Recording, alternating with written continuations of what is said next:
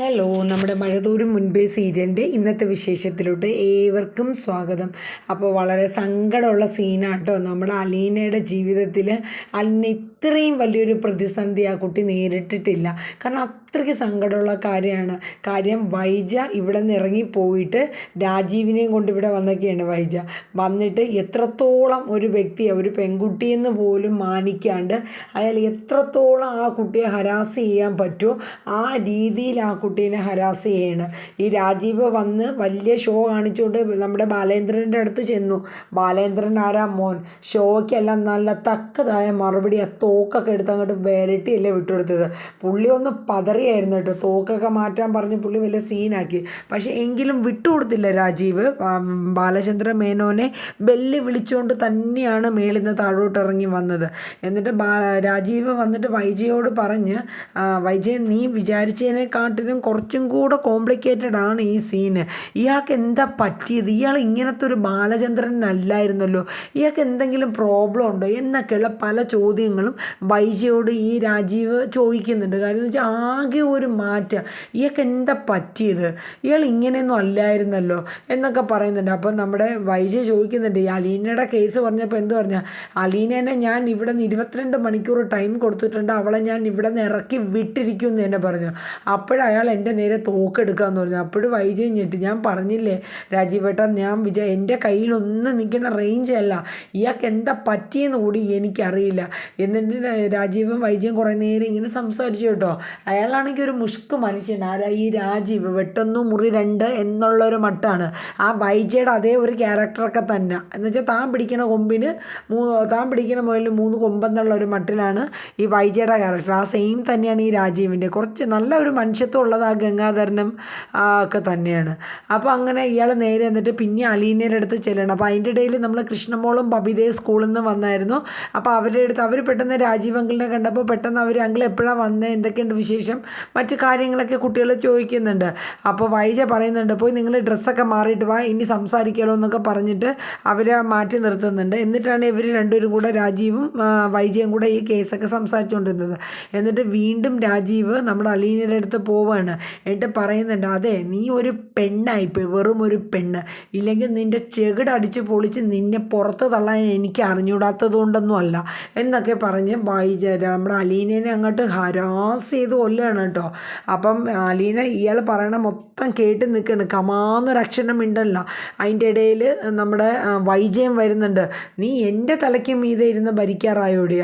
എന്നിട്ട് നമ്മുടെ രാജീവ് പറയുന്നുണ്ട്, നീ ആരെടുത്തും പറയണ്ട, നാളെ നേരം വെളുത്തു കഴിഞ്ഞാൽ നിനക്ക് എടുക്കാനുള്ളത് എന്തൊക്കെയാണോ അതെല്ലാം എടുത്തുകൊള്ളുക, എന്നിട്ട് പോവുക. നീ ബാലേന്ദ്രനോട് പറയാനും നിൽക്കേണ്ട, മുത്രയ്ക്കാനും നിൽക്കേണ്ട എന്നൊക്കെ പറഞ്ഞിട്ട് വെറും തറ ഭാഷയിൽ തന്നെയാണ് സംസാരിക്കുന്നത്. പിന്നെ അയാൾ തോക്കെടുക്കുമെങ്കിൽ അതിനേക്കാളും വലിയ വലിപ്പമുള്ള തോക്ക് എൻ്റെ കയ്യിലുണ്ട്, അതുകൊണ്ട് രാജീവിന് തോക്കൊന്നും ഒരു പുത്തരി അല്ലടി മോളെ എന്നും പറഞ്ഞ് രാജീവ് ഭയങ്കര ഡോസാട്ടോ കൊടുക്കുന്നത്. പക്ഷേ ഇതെല്ലാം കേട്ടിട്ട് നമ്മുടെ അലീന ഒരു വാക്ക് പറഞ്ഞു, ഞാൻ പൊയ്ക്കോളാം, നിങ്ങൾ ഭീഷണിപ്പെടുത്തുകയൊന്നും വേണ്ട, ഞാൻ പോവാൻ അന്നും ഇന്നും തയ്യാറ് തന്നെയാണ്, എന്നെ സാറ് വിടാതെ. ഏത് സാറ്, നിൻ്റെ ബാലേന്ദ്രൻ, അവനൊന്നും ഒന്നുമല്ല, അവനെ വേണമെങ്കിൽ ഞങ്ങൾ തല്ലിക്കൊന്നിട്ട്, ഞങ്ങൾക്ക് അവനൊന്നും ഒരു പുല്ലേ മാത്രം എന്നൊക്കെ ഉള്ള രീതിയിൽ വൈജയ് നിൽക്കുക എന്നെ രാജീവ് പറയുന്നുണ്ട്. എന്ന് വെച്ചാൽ ബാലേന്ദ്രൻ ഈ വീട്ടിലൊന്നുമില്ല, വെറും വട്ടപൂജ്യമാണെന്ന്, അയാളൊക്കെ ഒതുക്കി നിർത്താൻ അറിയാം, പിന്നെയാണോ പീറ പോലെയുള്ള നീ എന്നൊക്കെ പറഞ്ഞ് അലീനേനെ അങ്ങോട്ട് ക്രോസ് ചെയ്യുക കേട്ടോ. അത് കഴിഞ്ഞ് അലീന പോവും എന്നൊക്കെ പറയുന്നുണ്ട്. അത് കഴിഞ്ഞ് അലീന അങ്ങ് പോവാണ് മുത്തശ്ശിയുടെ റൂമിലോട്ട്. അപ്പോൾ രാജീവ് വൈജയുടെ അടുത്ത് പറയുന്നുണ്ട്, നാളെ ഞാൻ വരും, പറഞ്ഞ സമയത്ത് ഉച്ചയ്ക്ക് മുന്നേറ്റ് ഇവിടെ ഇറങ്ങിയിരിക്കും, കാരണം ഞാൻ ആ രീതിയിൽ കൊടുത്തിട്ടുണ്ട്, ബാക്കി കാര്യങ്ങളൊക്കെ നമുക്ക് നോക്കാം, ഞാൻ എന്തായാലും ഇപ്പോൾ ശിവേട്ടൻ്റെ അടുത്ത് പോവാണ്, നീ എന്തെങ്കിലും ഉണ്ടെങ്കിൽ ഒന്ന് വിളിക്കുക എന്നൊക്കെ പറഞ്ഞിട്ട് പോവാണ്. അത് കഴിഞ്ഞ് അലീന മുത്തശ്ശിയുടെ റൂമിൽ ചെന്ന് കഴിയുമ്പോഴത്തേക്കും മുത്തശ്ശി ചോദിക്കുന്നുണ്ട്, മോളെ നീ എന്തായാലും പോ, കാര്യം ഇവിടുത്തെ പ്രശ്നങ്ങൾ എന്തായാലും ഒന്ന് ഒതുങ്ങട്ടെ, അല്ലാണ്ട് ഇത് നമ്മളെ കയ്യിലൊന്നും നിൽക്കുന്നതല്ല. കാരണം മുത്തശ്ശിക്ക് ഒട്ടും ഇഷ്ടമല്ല, പക്ഷേ മുത്തശ്ശി നോക്കുമ്പോൾ അലീന നിൽക്കുന്നതാണ് ഈ വീട്ടിൽ ഇത്രയും വഴക്കും പ്രശ്നങ്ങളും ഒക്കെ എല്ലാവർക്കും. അപ്പോൾ ഇപ്പോൾ അലീന പോകണം എന്നുള്ളത്. അപ്പോൾ ഞാൻ പോവും മുത്തശ്ശി, നാളെ പോകുന്നുണ്ട്, എന്തായാലും എനിക്ക് രേവതിക്കുട്ടീനെ ഒന്ന് വിളിക്കണം, മാമച്ചനെങ്കിലും രേവതിക്കുട്ടിയും നമ്മുടെ ആൻറ്റിയൊക്കെ വന്ന് അവർ കൂട്ടിക്കൊണ്ടുപോകാൻ വരും എന്ന് അവർ വിളിച്ച് മോളേന്ന് മുത്തശ്ശി പറയുന്നുണ്ട്. അപ്പോഴേക്കും ബെല്ലടിക്കുകയാണ്. നമ്മുടെ ബാലേന്ദ്രൻ മേളിലത്തെ റൂമിൽ നിന്ന് ബെല്ലടിക്കുക കേട്ടോ. അങ്ങനെ അലീന ബെല്ല് കേട്ടിട്ട് പോയില്ല. പിന്നെയും ബെല്ലടിച്ചപ്പോൾ അലീന സ്റ്റെപ്പിൻ്റെ അവിടെ വരെ ചെന്നപ്പോൾ വൈജ വന്നു. അപ്പോൾ അലീന തിരിച്ചിങ്ങ് നടന്നു. മാഡം പൊക്കോളുമല്ലോ, അതിൻ്റെ നീ പോണത്, നീ നോക്ക്, നിന്നെയാണ് വിളിക്കണത്, ചെല്ലെന്നും പറഞ്ഞ് വൈജ കയറ്റി വിടുകയാണ്. അങ്ങനെ അലീന ചെല്ലുകയാണ്. ചെന്നപ്പോൾ ബാലേന്ദ്രൻ അവിടെ ഒരു ചെയറിലിരിക്കുക കേട്ടോ. എന്തായി, നീ പോവാൻ തീരുമാനിച്ചോ? ഞാൻ പോവാ സാറേ, എനിക്ക് പറ്റില്ല, എനിക്ക് സഹിക്കാവുന്നതിലും അപ്പുറമുള്ള കേസാണ്. നിങ്ങളുടെ ഈ കുടുംബത്തിൽ സാറും മാഡവും മക്കളും മുത്തശ്ശിയൊക്കെ ആയിട്ട് നിങ്ങൾ സന്തോഷത്തോടെ കഴിയണമെന്ന് മാത്രമേ എനിക്കുള്ളൂ. ഞാൻ കാരണം നിങ്ങളുടെ ജീവിതത്തിൽ ഒരു ബുദ്ധിമുട്ടും ഇനി വരരുത്. ഞാൻ എന്തായാലും പോവാൻ തീരുമാനിച്ചു. നിനക്ക് അങ്ങനെ അങ്ങ് പോകാൻ പറ്റുമോ? നീ എനിക്ക് വാക്ക് തന്നെയല്ലേ. ഞാൻ ആർക്കും അങ്ങനെ സ്ഥിരമായി ഇവിടെ നിൽക്കാമെന്നൊന്നും വാക്ക് തന്നിട്ടില്ലല്ലോ സാറേ എന്ന് പറയുന്നു. അപ്പോൾ നമ്മുടെ ബാലേന്ദ്രൻ്റെ മുഖമൊക്കെ അങ്ങ് മാറി. അങ്ങനെ നീ എന്നെ തോപ്പിച്ചിട്ട് അവരെ ജയിപ്പിച്ചുകൊണ്ട് നീ ഇറങ്ങിപ്പോവാൻ തന്നെ നീ തീരുമാനിച്ചു. അപ്പം ബാലേന്ദ്രൻ അലീനയുടെ മുഖത്തോട്ട് നോക്കിയിട്ട് പറയും, അപ്പോൾ നിൻ്റെ കടമകളൊക്കെ നീ ചെയ്ത് തീർത്തു എന്ന് ചോദിക്കും. കടമകളോ? അപ്പോൾ അലീന ഒന്നും ഞെട്ടാണ്. അല്ല, കൈതയ്ക്കൽ അതായത് നമ്മുടെ വൈജയുടെ അച്ഛൻ മുത്തശ്ശൻ നിന്നെ ഇവിടെ കൊണ്ടുവരുമ്പോൾ നിനക്ക് ചില കടമകളൊക്കെ തന്നിട്ടുണ്ടായിരുന്നു. നിനക്ക് മുത്തശ്ശനാണോന്നും അറിയില്ല. എന്തായാലും സാർ, എൻ്റെ കടമകൾ ഞാൻ കാരണം ഇപ്പോൾ ഇവിടെ കടമകൾ ചെയ്യാൻ പോയിട്ട് ഞാൻ കാരണം ഇവിടെ ബുദ്ധിമുട്ടുകൾ മാത്രമേ ഉള്ളൂ സാറ്. ഓ സാറ്, നിനക്ക് അച്ഛനെന്ന് വിളിക്കാൻ താല്പര്യമില്ലെങ്കിൽ വിളിക്കണ്ട. അച്ഛനെന്നോ അമ്മയെന്നോ നിൻ്റെ കൂടപ്പിറപ്പുകളെന്നൊക്കെ ഉള്ള ഒരു സ്ഥാനത്തോടെയാണ് നീ ഇവിടെ കാണുന്നതെന്നൊക്കെ നീ എന്നെ പറഞ്ഞത്. നിനക്ക് ഇഷ്ടമില്ലെങ്കിൽ വിളിക്കണ്ട. പക്ഷേ നീ ഒരു കാര്യം ഓർത്തോളുക, നീ ഇവിടെ നിന്ന് നിൻ്റെ ബ്രിതിത്താമ്മ പറഞ്ഞ് വിട്ട് നീ ഇവിടുത്തെ അച്ഛൻ്റെ ഒപ്പം നീ ഇവിടെ മനുവിനോടൊപ്പം വന്ന സമയത്ത് നിനക്ക് ചില കടമകളുണ്ടായിരുന്നു. അച്ഛൻ നിന്നോട് പറഞ്ഞിട്ടുണ്ട്, അതായത് മുത്തശ്ശീനെ എഴുന്നേൽപ്പിച്ച് നടക്കുവാനുള്ള ഉത്തരവാദിത്വം നിനക്കാണ്. അങ്ങനെ പല കടമ്പകളും നിനക്കുണ്ട്. ഇതൊക്കെ കേൾക്കുമ്പോൾ അലീനയ്ക്കൊരു വല്ലാത്ത ഒരു ഭയപ്പാട്. സാർ എന്തൊക്കെയോ കൊള്ളിച്ച് പറയുന്ന പോലെ. അപ്പോൾ എന്നിട്ടും അയാൾ വീണ്ടും പറയുന്നുണ്ട്, നീ ഒരിക്കലും നിൻ്റെ കടമ്പകൾ പൂർത്തീകരിക്കാണ്ട് ഇവിടെ നിന്ന് പോകരുത് അലീന. കാരണം എന്ന് വെച്ചാൽ അത് നിനക്ക് ശരിയായ കാര്യമല്ല.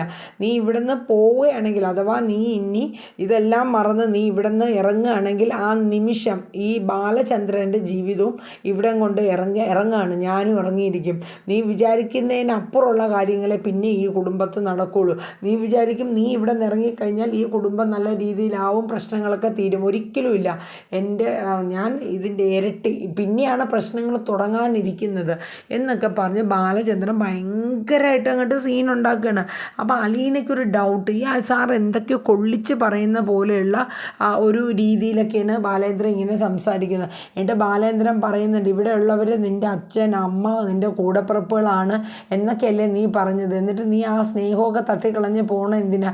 എന്നോട് ഇപ്പോൾ ആർക്കും സ്നേഹമൊന്നുമില്ല സാറേ. എല്ലാവർക്കും, കൃഷ്ണമോക്ക് പോലും ഞാൻ ഇവിടെ നിന്ന് പോകണമെന്ന് അവൾ എൻ്റെ മുഖത്ത് നോക്കി തന്നെ പറഞ്ഞിട്ടുള്ളതാണ്. പിന്നെ എന്തിനാ സാറേ ഞാൻ ഇവിടെ നിൽക്കുന്നതെന്നൊക്കെ ഇങ്ങനെ അലീന കരഞ്ഞുകൊണ്ട് ചോദിക്കുന്നുണ്ട്. പക്ഷേ ഒരിക്കലും നീ ഇവിടെ നിന്ന് പോകരുത്. നീ പോയാൽ നീ നിന്നോട് തന്നെ ചെയ്യുന്ന ഏറ്റവും വലിയൊരു തെറ്റാണ്. കാരണം എന്ന് വെച്ചാൽ നിൻ്റെ ജീവിതത്തിൽ നിനക്കത് ഇവിടെ നിന്ന് നീ ഇറങ്ങുകയാണെങ്കിൽ നീ അത് ഈ കുടുംബത്തിനോട് തന്നെ, നീ മരിച്ച് മേളിൽ നിൽക്കുന്ന ആ മനുഷ്യനോട് പോലും നീ ചെയ്യുന്ന ഒരു നീതി കേടാണ്. അത് നീ ഒരിക്കലും ചെയ്യരുതെന്നൊക്കെ ബാലചന്ദ്രൻ പറയുന്നുണ്ട്. അതുകൊണ്ട് നീ ഒരു കാരണവശാലും ഇവിടെ നിന്ന് പോകാൻ പാടില്ല. ഈ കുടുംബം കൂട്ടി യോജിപ്പിച്ച് മുന്നോട്ട് കൊണ്ടുപോകേണ്ടത് അലീന നീയാണ് എന്നൊക്കെ ബാലചന്ദ്രൻ പറയുന്നുണ്ട്. പക്ഷേ ഇതൊക്കെ കേട്ടുമെങ്കിലും അലീന പറയുന്നുണ്ട്, സാറേ ഞാൻ നടുക്കടലിൽ കിടക്കുന്ന ഒരവസ്ഥയാണ്. കാരണം എനിക്കൊന്ന് വിങ്ങിക്കരയാൻ പോലും എനിക്ക് പറ്റുന്നില്ല സാറെന്നൊക്കെ അലീന പറഞ്ഞ് ഒരുപാട് സങ്കടപ്പെടുന്നുണ്ട്. അപ്പോൾ അലീന എന്നിട്ട് ഇതൊക്കെ പറഞ്ഞ് അലീന കരയാണ് കേട്ടോ. ആ സമയത്ത് ഈ ബാലചന്ദ്രൻ മൊബൈൽ എടുത്തിട്ട് രേവതിക്കുട്ടിയും അലീനയും കൂടെ സംസാരിച്ച മുത്തശ്ശിയുടെ ഫോണിലെ കോൾ റെക്കോർഡിംഗ് മൊത്തം ബാലേന്ദ്രൻ്റെയിലുണ്ട്. പക്ഷേ അത് ബാലചന്ദ്രൻ പ്ലേ ചെയ്ത് കാണിക്കുന്നതായിട്ട് കാണിക്കുന്നില്ല. അതൊരു വൺ ട്വിസ്റ്റായിട്ടാണ് അവരിട്ടേക്കുന്നത്. പക്ഷേ അത് ഇനി അലീനയെ കേൾപ്പിക്കുമോ എന്നുള്ളത് നമുക്കറിയില്ല. അപ്പോൾ അത് അവിടെ ഒരു വൺ ട്വിസ്റ്റ് ഇട്ട് നിർത്തുകയാണ്. അത് കഴിഞ്ഞ് പിന്നെ അലീന താഴെ വരണം. താഴെ വന്ന് കഴിഞ്ഞിട്ട് ആ പാവത്തിനെ വൈജ വീണ്ടും ഹരാസ് ചെയ്യുകയാണ്. എന്നുവെച്ചാൽ നീ നാളെ നേരം വെളുത്ത ഇവിടെ നിന്ന് ഇറങ്ങിക്കോണം, എങ്ങോട്ടാന്ന് വെച്ചാൽ പൊക്കോണം, നീ എന്നാ കരുതിയത്, നീ വലിയ വീട്ടിൽ കയറി ഇവിടുത്തെ ആണുങ്ങളെ മയക്കി പിടിച്ച് അങ്ങനെയൊക്കെ തറ ഭാഷയിൽ ബൈജ കിടന്നങ്ങ് ഷോ കാണിക്കാനുണ്ടോ. അവസാനം ഗതി കെട്ട് അലീന പറയുന്നുണ്ട് കേട്ടോ, നിങ്ങൾ ഒരുപാട് കയറി നിങ്ങൾ പോകണ്ട മേഡം, നിങ്ങൾ ഈ കുടുംബത്തിൽ ഏറ്റവും വലിയ പ്രശ്നം നിങ്ങൾ തന്നെയാണ്, ഈ കുടുംബത്തിൽ ഇത്രയും പ്രശ്നങ്ങൾ ഉണ്ടാക്കിയത് ഒരുത്തി തന്നെയാണ് മേഡം എന്ന് പറയുന്നുണ്ട്. ഒരു കുടുംബത്തിന് കൊടുക്കേണ്ട, ഭർത്താവിന് കൊടുക്കേണ്ട റെസ്പെക്റ്റോ അല്ലെങ്കിൽ മക്കളുടെ കാര്യത്തിൽ നോക്കുന്നതിലോ ഒന്നും തന്നെ നിങ്ങൾക്കൊരു ഉത്തരവാദിത്വമല്ല, നിങ്ങൾ എന്ത് അമ്മയാണ്.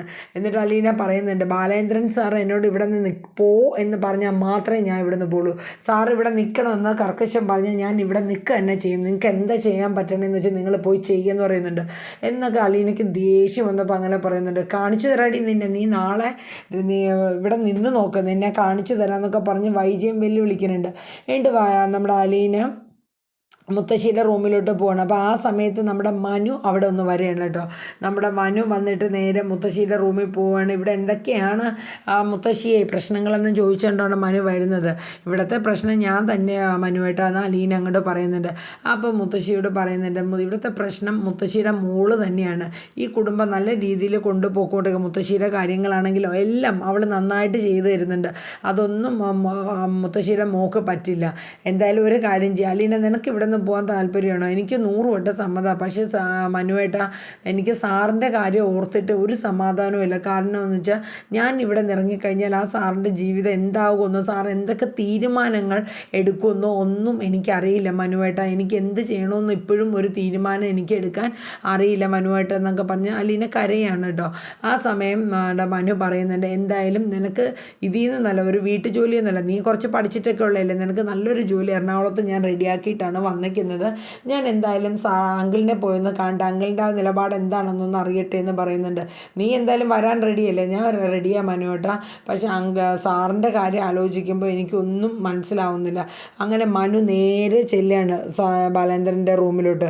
ഞാൻ വന്നോട്ടെ അങ്കിളേന്ന് ചോദിക്കുന്നത്, അതെന്താണ്, നിനക്ക് ഞാൻ വരാനുള്ള പെർമിഷൻ തന്നിട്ടുള്ളതല്ലേ മനുവേ, കയറി വാന്ന് പറയുന്നുണ്ട്. എന്നിട്ട് കാര്യങ്ങളൊക്കെ സംസാരിക്കുന്നത്, ഇവിടെ എന്തൊക്കെയാണ് അങ്കിളെ പ്രശ്നങ്ങൾ, ഹോസ്പിറ്റലിൽ നിന്ന് വന്നിട്ടും അങ്കിളുടെ പ്രശ്നങ്ങളൊന്നും ഇതുവരെയും തീർന്നില്ലേ? ഞാനേ ഒരു തീരുമാനം പറഞ്ഞോട്ടെ, അലീനയ്ക്ക് ഞാൻ എറണാകുളത്ത് നല്ലൊരു ജോലി റെഡിയാക്കിയിട്ടുണ്ട്, സേഫായിട്ടുള്ള വീട്ടു ജോലിയൊന്നുമല്ല, അല്ലാണ്ട് ഒരു ഓഫീസ് ജോലിയാണ്, അവളെ ഞാൻ അങ്ങോട്ടേക്ക് കൊണ്ടുപോകാം, അവളവിടെ സേഫായിട്ട് നിന്നോളൂ. ആര് പറഞ്ഞു? അലീന. അത് കേട്ടപ്പോഴേക്കും അങ്ങോട്ട് ബാലചന്ദ്രൻ തുറിച്ചങ്ങ് ഇറങ്ങുകയാണ്. മനു അങ്ങ് ഞെട്ടിപ്പോണു. ആരും കൊണ്ടുപോകില്ല അലീനേനെ ഇവിടെ നിന്ന് കൊണ്ടുപോകാൻ ഞാൻ സമ്മതിക്കില്ല, എൻ്റെ പെറ്റാണ് അവൾ, എൻ്റെ തുറുപ്പ് ചീട്ടാണ് അവൾ എന്നൊക്കെ പറയുന്നുണ്ട്. അപ്പം മനു അങ്ങ് ഞെട്ടുകയാണ്. അങ്കിളിത് എന്താണ് എന്ന് വെച്ചാൽ വല്ലാത്തൊരു ഭ്രാന്തമായ സംസാരമാണ് ബാലേന്ദ്രൻ്റെ. അലീനനെ കൊണ്ടുപോകുന്ന കേസ് ആരും പറയാൻ നിൽക്കണ്ട, ബാലേന്ദ്രനായിക്കോട്ടെ, ഇനി രാജീവ് ആയിക്കോട്ടെ, വൈജി ആയിക്കോട്ടെ, ആരാണെങ്കിലും കൊല്ലണമെങ്കിൽ കൊല്ലും, എന്നാലും ബാലേന്ദ്രൻ അലീനനെ ഇവിടെ നിന്ന് വിടുന്ന പരിപാടിയില്ല, അതിനെക്കുറിച്ച് ആരും എന്നോട് സംസാരിക്കേണ്ടെന്ന് തീർത്ത് പറഞ്ഞിട്ട് മനുവിൻ്റെ കൂടെ അങ്ങ് തട്ടിക്കയറുകയാണ് ബാലേന്ദ്രൻ. എന്ന് വെച്ചാൽ ബാലേന്ദ്രന് എന്നെ എന്താ പറയണേന്നുള്ളത് അറിയില്ല. അപ്പം മനു പറയുന്നുണ്ട്, അങ്ങളെ അവളുടെ സിറ്റുവേഷനും കൂടെ മനസ്സിലാക്കുക, അങ്ങളെ എല്ലാവരും ഇപ്പോൾ പലരും രാജീവൻ അങ്കിളായിക്കോട്ടെ എല്ലാവരും വന്ന് അവളെ ഇതുപോലെ സഹിക്കുന്നതിനൊക്കെ ഒരു കണക്കില്ല അങ്കിളെ, ആരും അവളെ ഒന്നും പറയില്ല, എനിക്കറിയാം ഇതിനൊരു തീരുമാനം എടുക്കാൻ. എന്തായാലും അലീനേനെ ഈ വീട്ടിൽ നിന്ന് കൊണ്ടുപോകാമെന്ന് ആരും വിചാരിക്കേണ്ട, അവളെ വിടത്തുമില്ല, ഞാൻ പറഞ്ഞാലേ അവൾ പോകത്തുള്ളൂ എന്നൊരു വിശ്വാസത്തോടെ ബാലേന്ദ്രൻ അങ്ങ് പറയാണ്. ഇതൊക്കെ കേട്ടിട്ട് മനു അന്താളിച്ച് അങ്ങ് നിൽക്കുകയാണ് കേട്ടോ. അപ്പോൾ ഈ പറയുന്ന ഒച്ചയും ബഹളമൊക്കെ താഴെ വൈജയും അവരൊക്കെ കേട്ടുകൊണ്ടും ഇരിക്കുകയാണ്. അവർക്കൊക്കെ ആകെ ഒരു ഷോക്ക് പേടിയും വരെയാണ്. അപ്പോൾ ഈ ഒരു പ്രൊമോക്കെയാണ് ഇന്നത്തെ വിശേഷത്തിൽ വരാനിരിക്കുന്നത്. എന്തായാലും നമുക്ക് കണ്ടു തന്നെ അറിയാം ഇനി എന്തൊക്കെയാണ് സംഭവിക്കാൻ പോകുന്നതെന്നും അലീനയുടെ ജീവിതത്തിൽ ഇനി എന്താണ് സംഭവിക്കുന്നത്. ബാലേന്ദ്രൻ വൈജയുടെയും മക്കളുടെയും കാര്യത്തിൽ ഒരു തീരുമാനം എടുക്കുമോ, അത് അലീനയുടെ കാര്യത്തിൽ ഒരു തീരുമാനം എടുക്കുമോ, ഒന്നിനും ഒരു ഇതില്ല. എന്തായാലും വരും ദിവസങ്ങളിലെ പ്രൊമോ നമുക്ക് കണ്ടു തന്നെ അറിയാം. എല്ലാവരും നമ്മുടെ ചാനലൊക്കെ ഒന്ന് സപ്പോർട്ട് ചെയ്യുക, ലൈക്ക് ചെയ്യുക, സബ് ചെയ്യുക. അപ്പോൾ വീണ്ടും കാണാം. Bye bye.